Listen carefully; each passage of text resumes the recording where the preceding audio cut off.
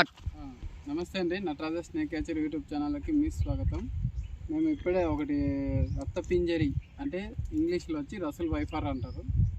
ఈ పాము కరిస్తే ఏ మనిషైనా బతికే ఛాన్స్ చాలా తక్కువ.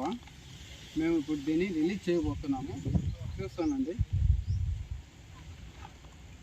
అటు ఫారెస్ట్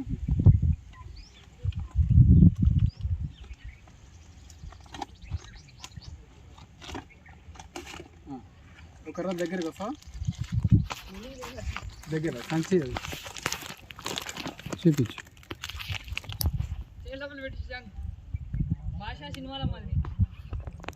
వస్తుందా పాము బాగా?